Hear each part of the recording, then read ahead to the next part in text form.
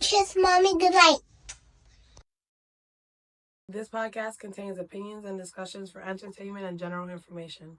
The views expressed are personal and not meant as expert advice. Please consult a professional for specific concerns. Listener discretion is advised. Good evening. Thank you so much for tuning in to another episode of Kiss Mommy Goodnight. Tonight we got two guests for the price of one. You guys just and thank you so much for coming here, ladies. I really appreciate it. And so can you tell me your names and if you're single, married, or something in between? Yes, so I am Emerline and I'm single. Okay. And I'm Alexis and I'm engaged. Okay. Congratulations. Thank you.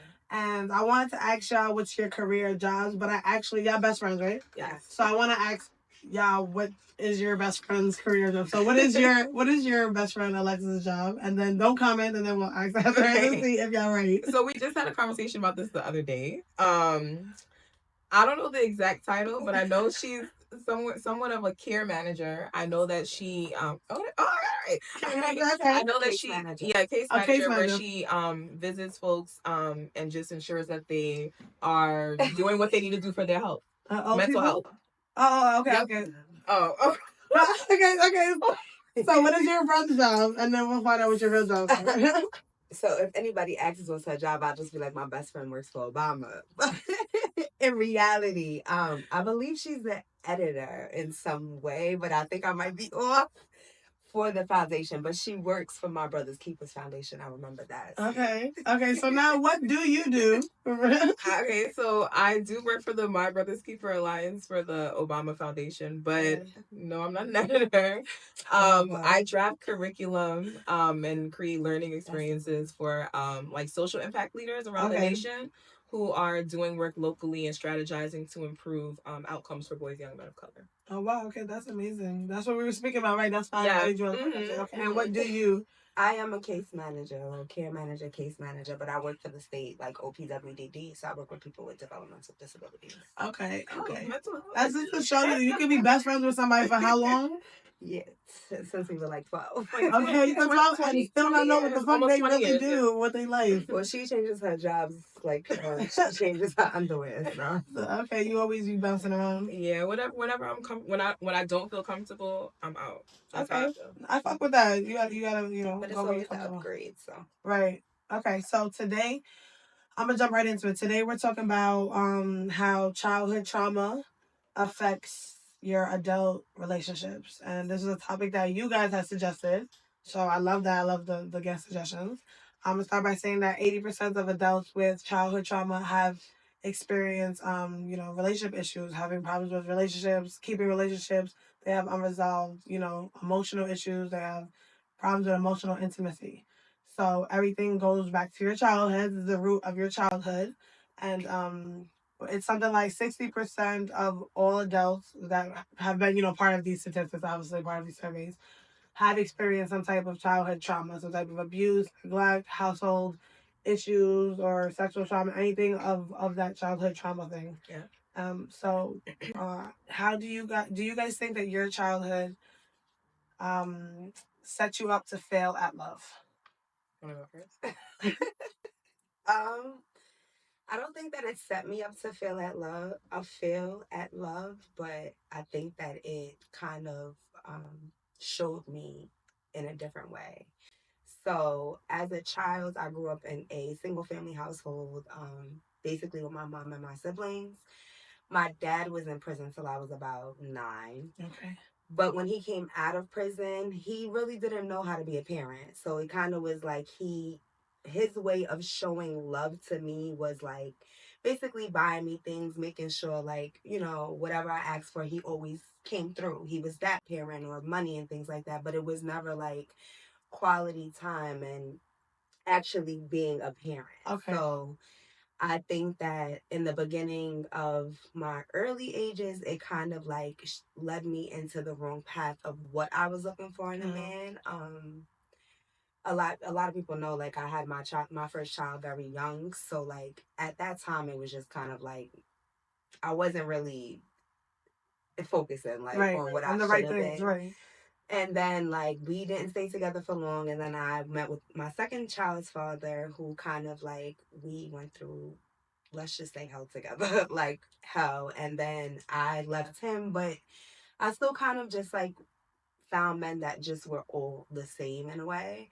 And then like buying you things, like you looking for men that's buying you things, yeah, giving you things things like that, like, okay, just that's things what that your dad did. probably weren't the right things. Okay, so that's what it taught you. It taught you that if somebody love me, they buy me stuff. Yeah, basically, kind okay, of, in a way. Okay, right. And how about you?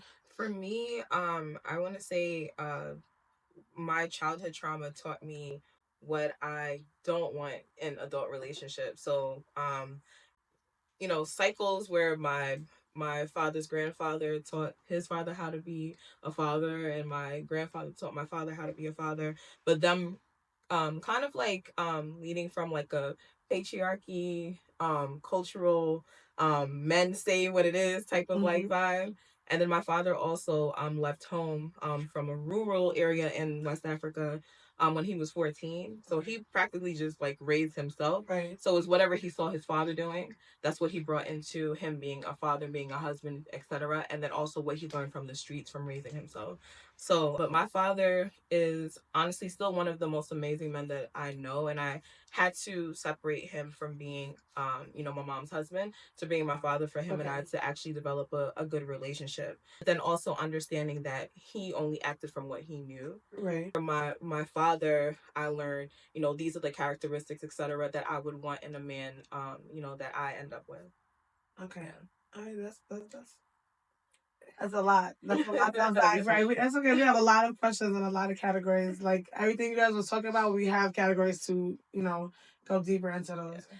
So, what is the hardest self realization moment, or the hardest thing you had to face about what your upbringing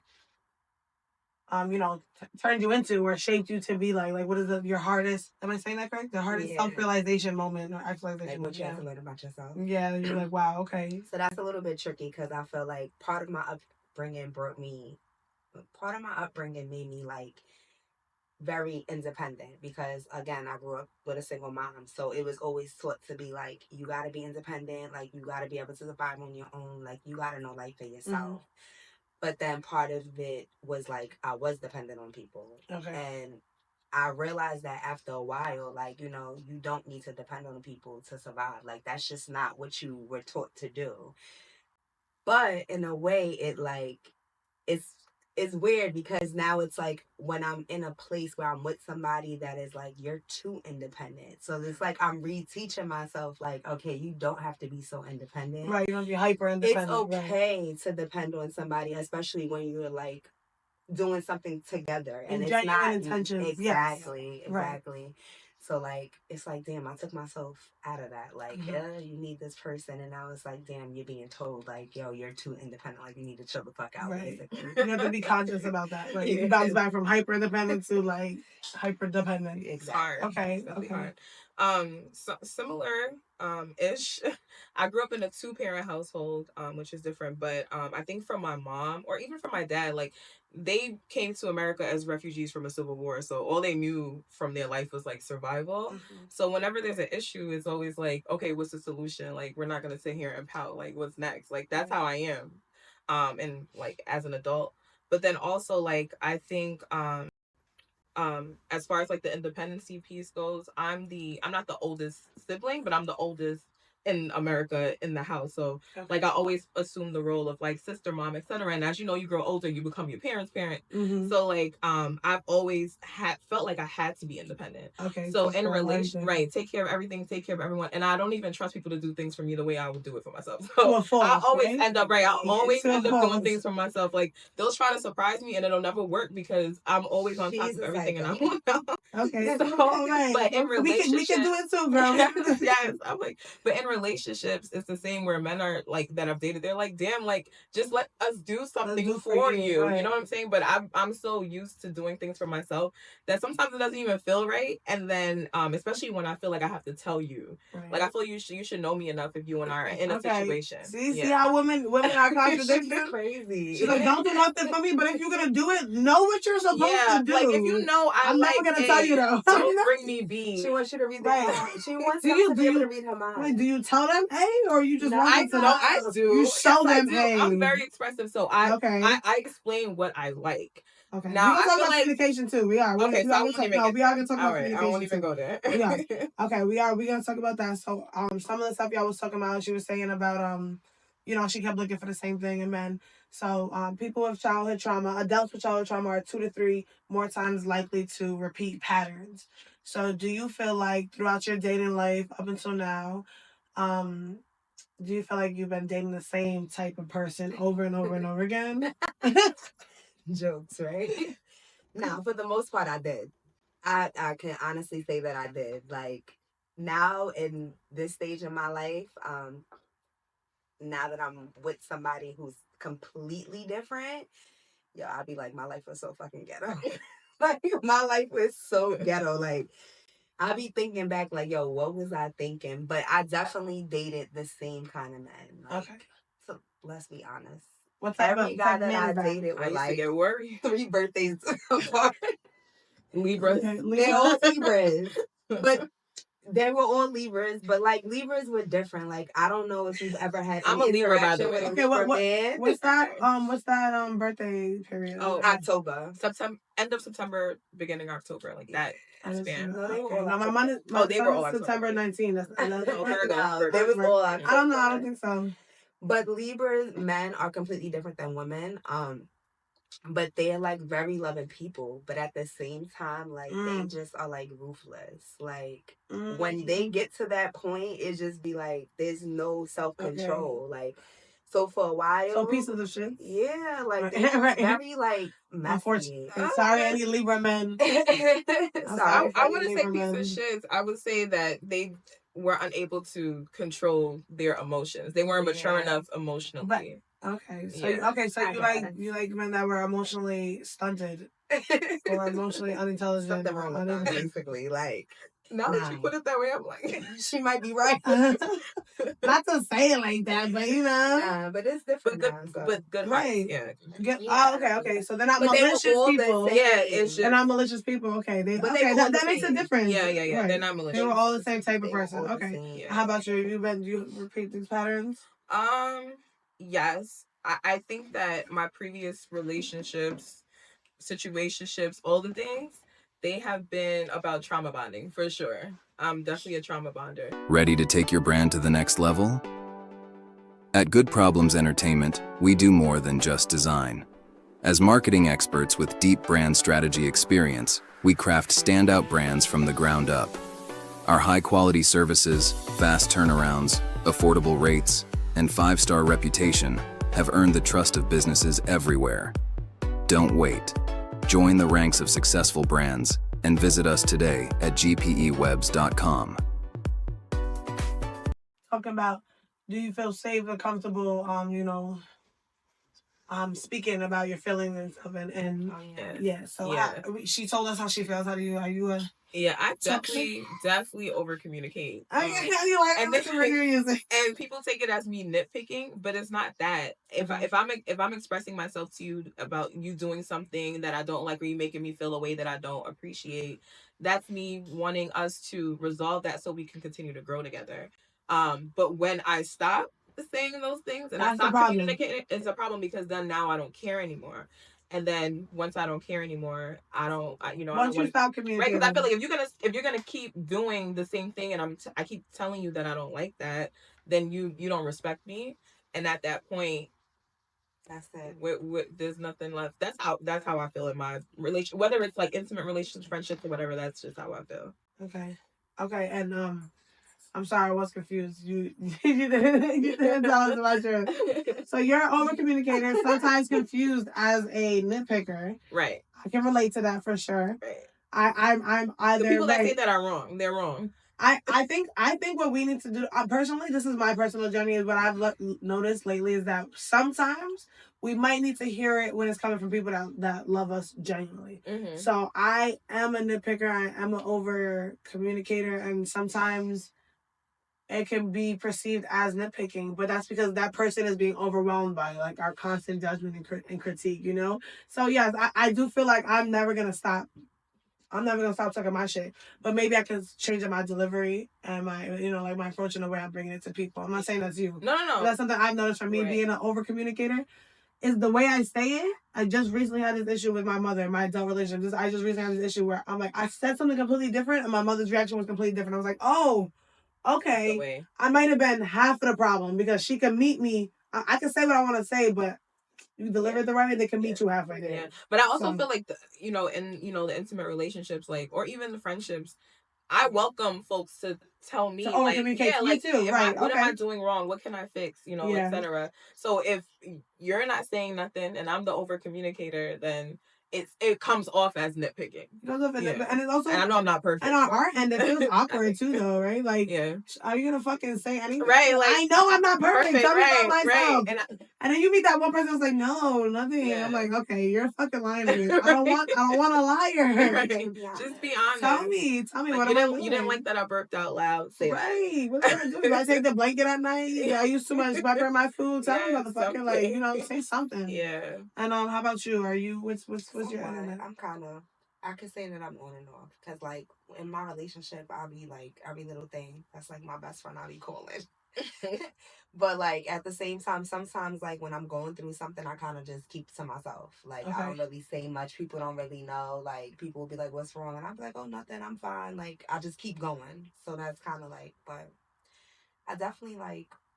So you kind of push things down a little bit. Yeah, kind of compartmentalize. It depends who it is. I feel like. Certain people, like, I don't care. Like, I'm an open book. I'm going to tell you everything, like, whatever. And then certain people, I'll just be like, Does your fiance get the... No, he gets... He has a communication? He gets that every 2 minutes. Is he a good communicator, too? Yeah, for the most part, yeah. Okay, good. Yeah, I'm going to ask a lot of questions about him tonight.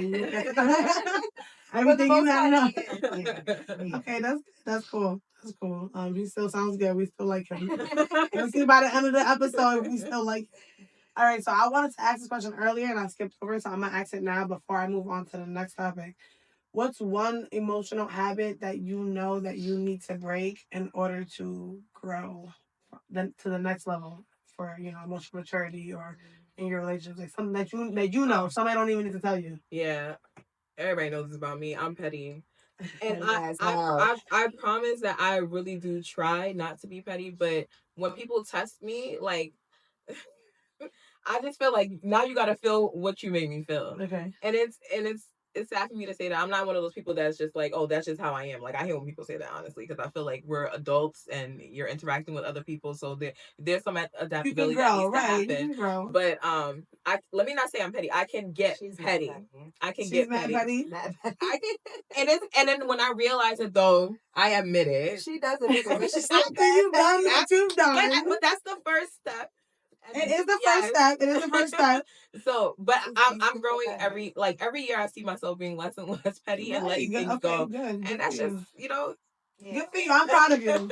I'm very proud of you because it's hard to not be petty when people fucking deserve that shit. People definitely deserve it. I ain't gonna lie. But it's not for us to do. Right. Yeah. The universe, God, whatever you believe in. That's correct. People gonna get what they gonna get. Yeah, that's not nothing to do with us. One thing that I've learned to do as I've grown my relationship with God. Got baptized last week. That's amazing. But I've always had a good relationship with God, though.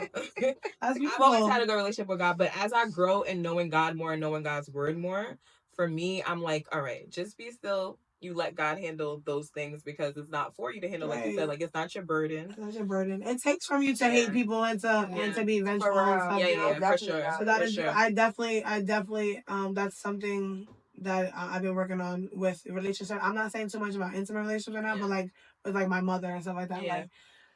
Like I said, let me calm down a little bit and let me not react so much or like have this resentment or like you did me wrong, I'm gonna do you wronger, like I'm gonna do you worse, bitch. Like no, that's not the right way to go. It's not worth it. It's not worth it, and it's exhausting. For sure. It's just for the mind, right? Yeah. Especially when you like one of the petty things is like in a relationship when the person's not communicating with you in the way that you would expect. Oh, you responded an hour later in the middle of us going back and forth. Okay, well now I'm gonna respond to you tomorrow morning. Right. But I don't be like, hey. Like, hey. Hey, it's just like no communication. Okay, how about 24 you? hours. What's the emotional habit? Emotional. Am I on? Yeah, you are. Okay. Sorry, y'all. Okay. I'm trying to think. Emotional Well, one habit thing you that feel I'm like you learning do. in general is just like, I don't know, you said earlier, like, you're like a people pleaser, or you have been. Mm-hmm. And I'm not going to say that I'm a people pleaser, but I kind of do have a hard time, like, saying no. And one thing that I'm learning heavy is just be like, saying no.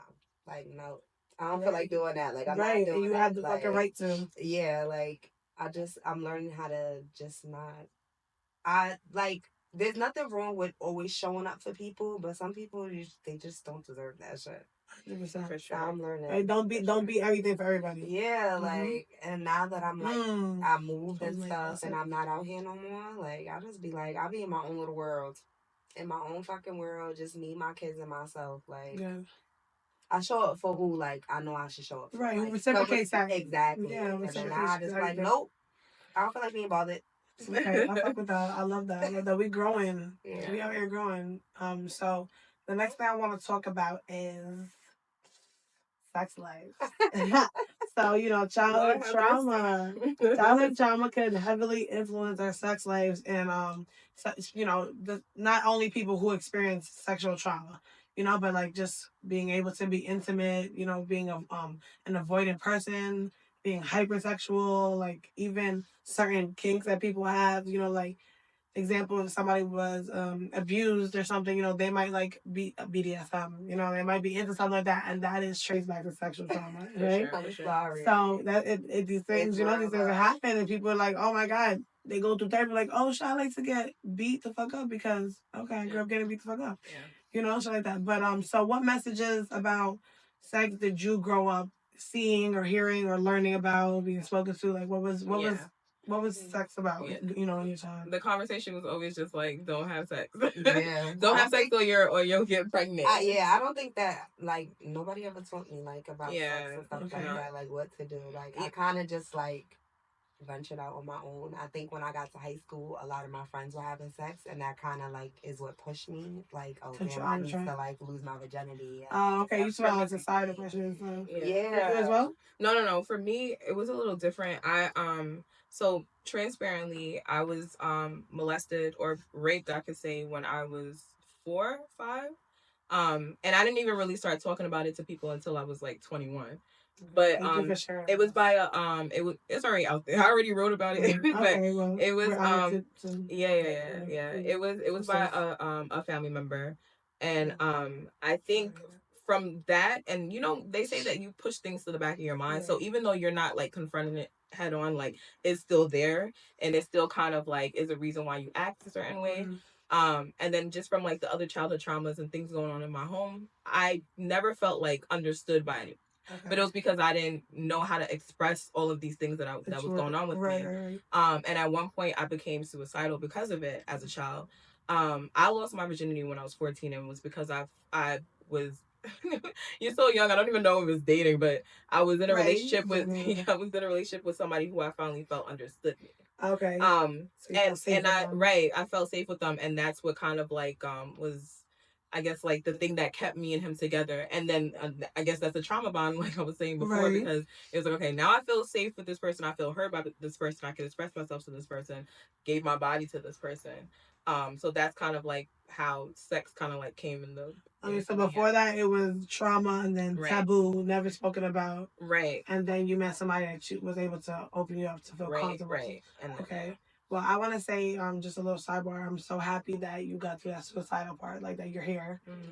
Thank God for that. So that's beautiful that you were able to get through that. And I'm sorry you had to experience that. There's so many women who experience like men as well, sex trauma. And that's just, it really does shape the way people have sex, because even though you got past that, there's PTSD. I've experienced sex trauma in my childhood. There's always stuff that arises with it. So it's like a snowball effect of trauma. It's like always there. It's always there. So okay. So thank you for sharing that with us. That was very deep and heavy. I almost cried a little bit. I appreciate you feeling safe to share that on our show. Like that means a lot. So sorry. I appreciate that. God bless you. Okay, and for you, it don't was... start, because if she start crying, she's not gonna stop. Oh, we gonna hug right now. Okay. Thank you. Yes. Thank you for sharing. That's I myself, family members, it happens too much. Right. It happens too Way much. too often. Way too Yeah. often. Way too often. So moving forward a little bit, not to like brush that to the side, but moving forward a little bit. Um Bless you, right? You just started. I'm just gonna good. That's okay.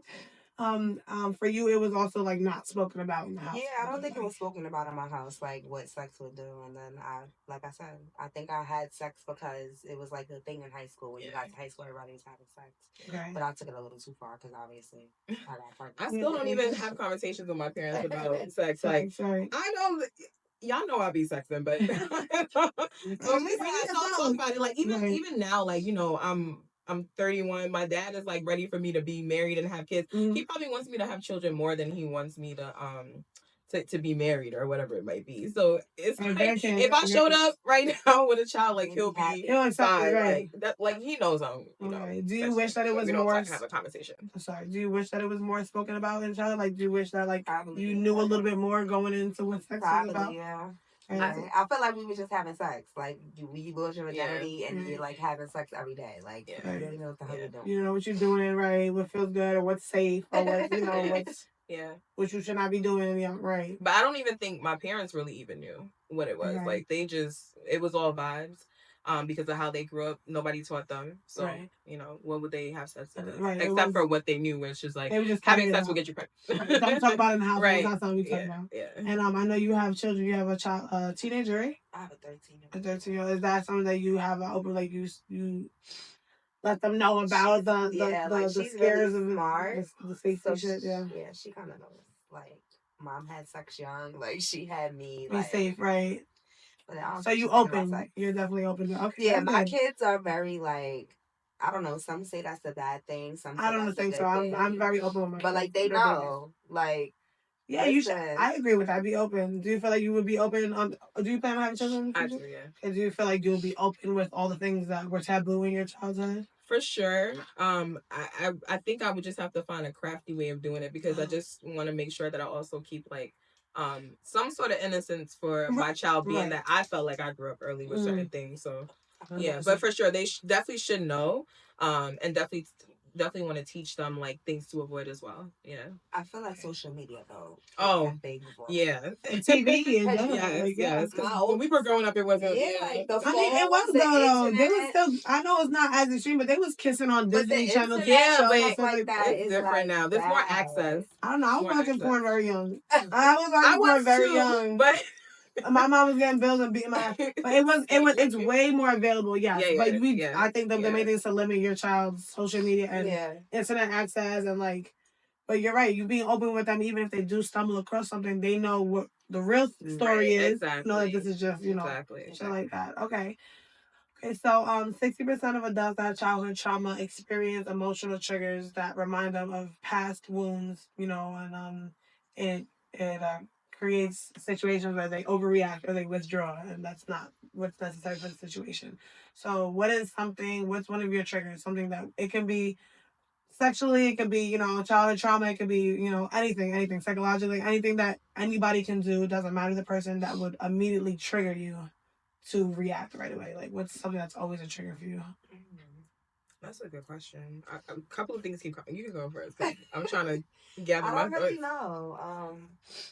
I don't, in this day and age, I probably really don't have any triggers, but I think that if I said, no triggers. I'd have triggers, but like I'm not experiencing them currently. Okay.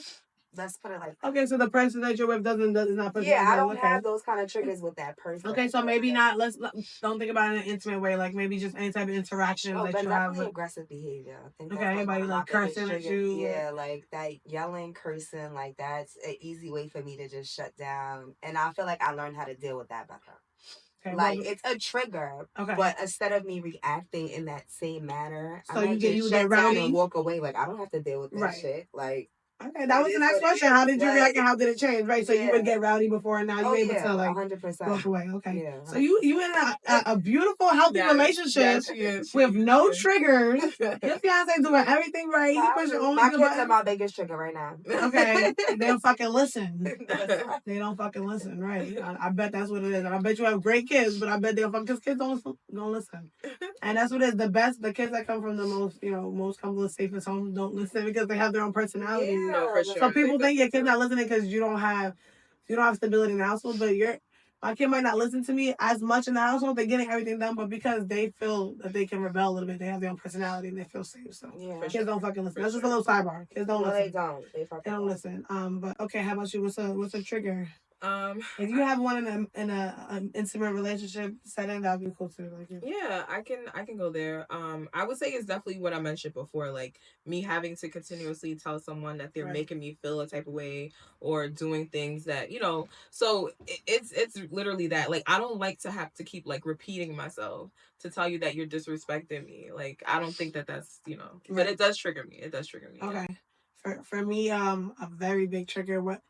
Intimately is a man or a woman as well, but because I date men and women, I say everything in between too. But a man getting aggressive, like yelling at me, because I have a history of domestic violence, childhood trauma, and in my own experience. So I get very, very alarmed. I immediately back in the day. When I say back in the day, I mean like 6 months ago. I would get physically aggressive. I would headbutt you. I'm gonna try to hurt you because I'm scared that you're gonna hurt me more. Yeah. So if you can hurt me more than I can hurt you, I'm gonna hurt you first. That's the only way I'm gonna get a leg up on you is if I hurt you first. Exactly. You know what I'm saying? So I get physically aggressive. I'm gonna throw something across the room at you.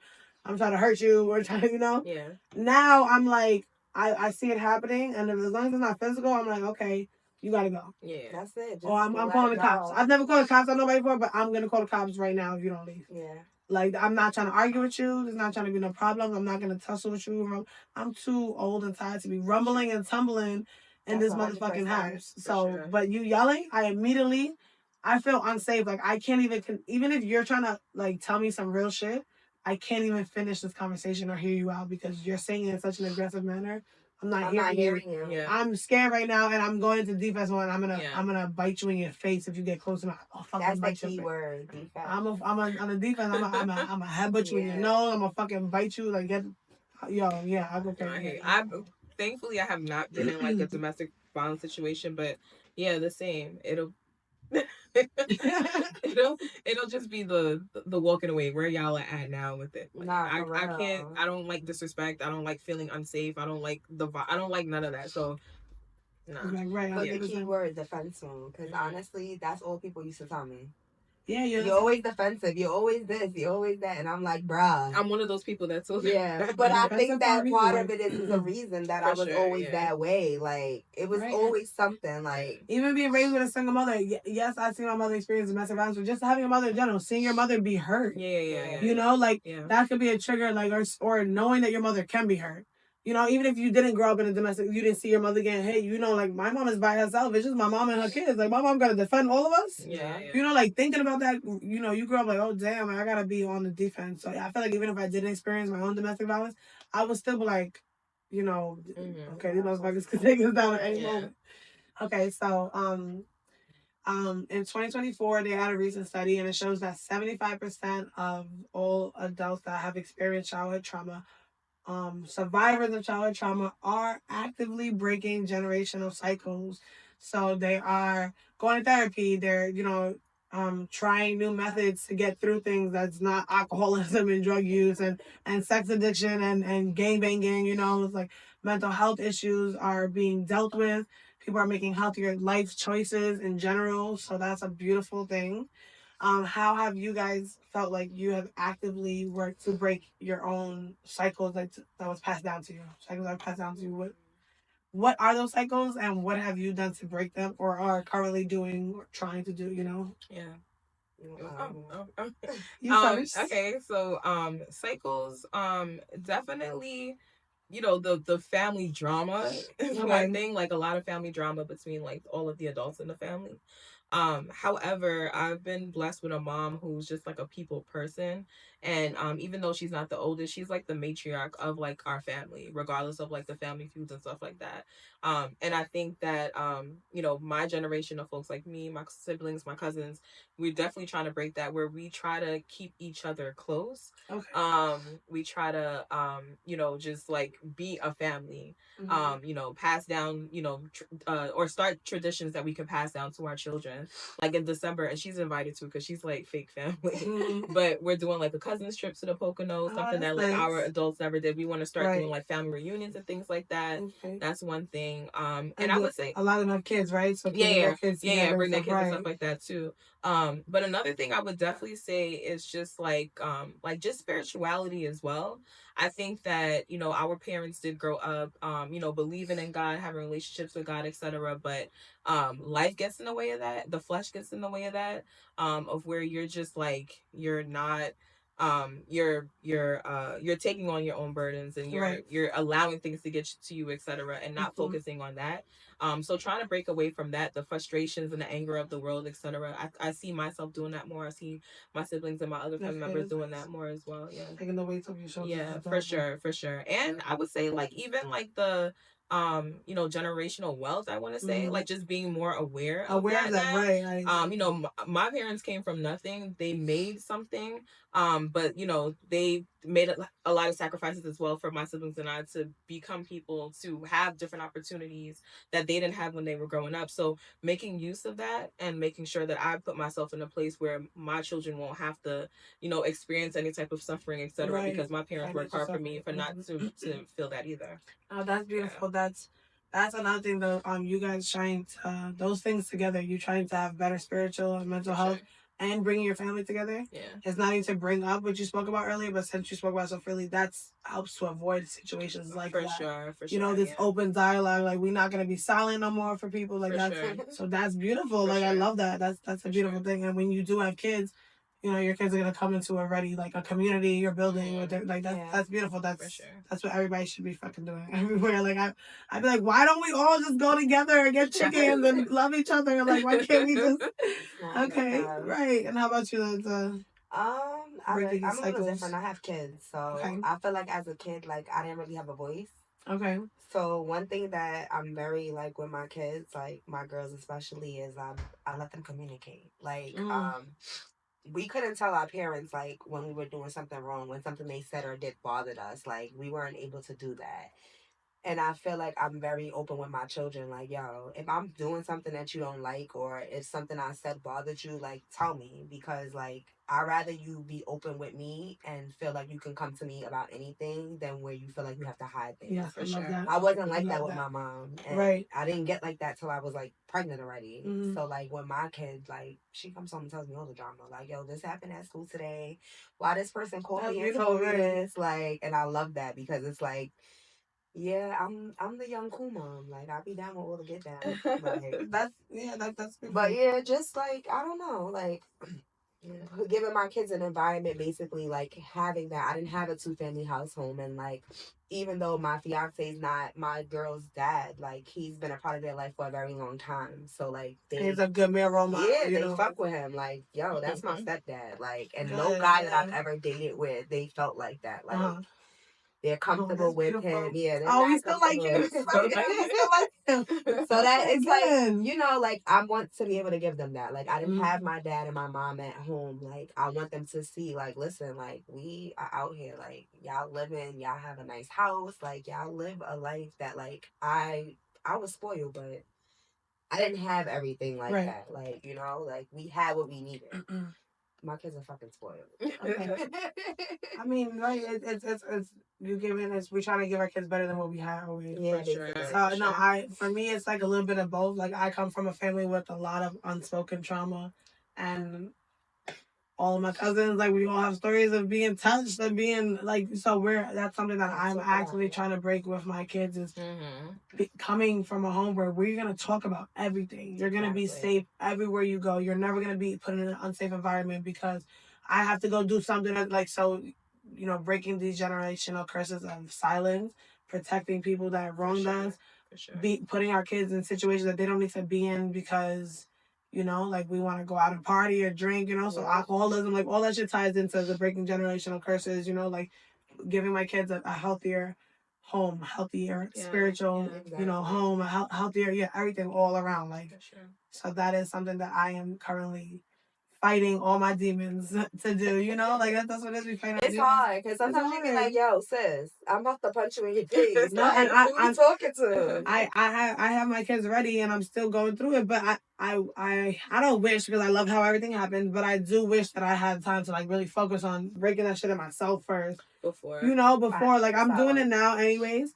But that is like, that's what I'm saying. So when you have your kids, you're gonna be better off than both of us. Nah, you think about it. You takes time. Think about it, right? For real, it takes time. Like you doing it right now. Like I'm doing it with my kids. Like they're helping me get through that shit. So yeah, just like fucking talk about everything. You know, be present. Like being present. You know, my mom was a single mother too most of my life, so she was either working hard and putting a roof over her head or partying and outside. We was left somewhere by ourselves or with some family in my house. You know what I'm saying? So it's like she did really, really good, but she also did some fucked up shit too. So, you know, breaking that shit. Like I want to be a stay-at-home mother, homeschool my kids forever, and that's like I want to be a bunch of hippies. Yeah, that's my generation, because I'm breaking no more of that extra shit. Yeah. Okay. So, in what ways has healing from your childhood trauma shaped your approach to love and relationships? Ooh. Like healing from it. Now we talked about how it has hurt our love and our relationship. So now, how did the healing process? You know. He's killing me. What did you say? Sorry. A peanut gallery, you know. Huh? Say it again for the people in the back. Oh, don't listen to him. I was like, oh, she gonna say it again? Oh, do you want me to say it again? Do you guys not hear the question? Oh. How has healing from your childhood trauma shaped the way that you approach your relationships, you know, love and relationships? Yeah, I think I touched on it before a little bit, but you know, just better understanding my dad, better understanding my mom, you know, their childhoods and their traumas and things that they didn't face themselves before. Like you just said, like, you know, they didn't face those things, and then they raised, you know, children, right. And probably faced it along with raising us. You pass it along a little bit when you do that. Right. Yeah, and then I would say, like, even now, like, you know, through conversations with them and us being more open with each other, like, they understand, you know, where they went wrong, but are still being able to give themselves grace in that, knowing that they didn't know better. And I think I just went off track. What was the question? How has the healing process? No, you were talking about your healing process. Okay, guys. How has it shaped the way you approach love and relationship? Now that you're healing from it, you're seeing it in a different light. Yeah. How are you approaching it differently? So I, you know, initially, you know, just seeing between my dad and my mom, I didn't really understand, like, you know, what a good relationship should look like. Right. But because I got the chance to better understand the both of them, outside of being in a relationship, and just understanding, you know, what they learned about being in relationships, what they learned about, you know, just being human beings, from, you know, their experiences and their parents, etc. That helped me better understand myself and what I experienced from them. And then it helps me better understand what it is that I expect from someone in a relationship, or wouldn't accept from someone in a relationship. So you have to see it for all it was, to see it. Right. I don't like this. I do like this. Exactly. And they, you know, my friends hate when, like, I'm dating someone and then, like, a month later I tell them, like, yeah, nah. But yeah, nah. You know what it is? What they be doing wrong? Like, nah. You know, it's for me, it's all about character. Like, you know, people make mistakes, and, you know, when you're getting to learn somebody, you know, they're not going to be perfect. However, if this is something that's somebody's character and is embedded in them, then I can't, like, there's nothing I can really do about that, especially if you're not trying to change yourself. Then you and I are just not for each other. Wait, let's not get too much deep into this, and we ain't gonna see how we through this. Can I ask a question from what we spoke about? And is your mother and your father still together? Yeah, they're still together. Oh, okay. So they got through all that together, and they're still together. Yeah. Okay, that's beautiful. Good so they've healed too. So things are different now. Good for them. Good for them. Good for them. I'm happy that. Good for them. And how about you? How can we say for you again? What ways has your healing that you've done from all your childhood trauma, and not to say that all the childhood trauma, In what ways has your healing shaped the way you approach love and relationships? Not the trauma, but the healing itself. So I wouldn't even say so much childhood trauma, just trauma in Right. I was being dramatic.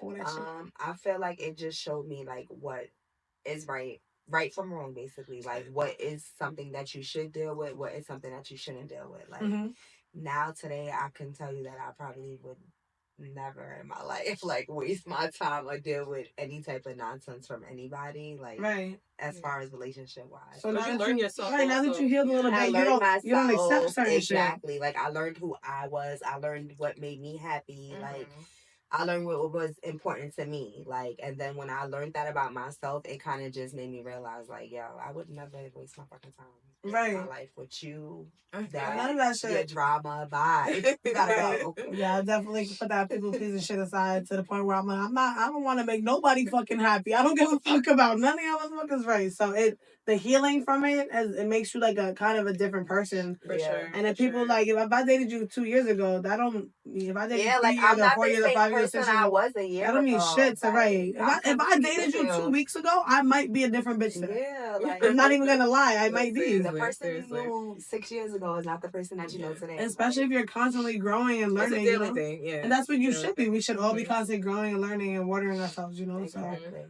yeah. So if you could give one piece of advice, I'm gonna ask it different. If you could give one piece of advice to a young mother, dealing with childhood trauma, having children young, and so let's say a 20-year-old young mother, and she's trying to get through this shit. She's in a spiritual awakening moment.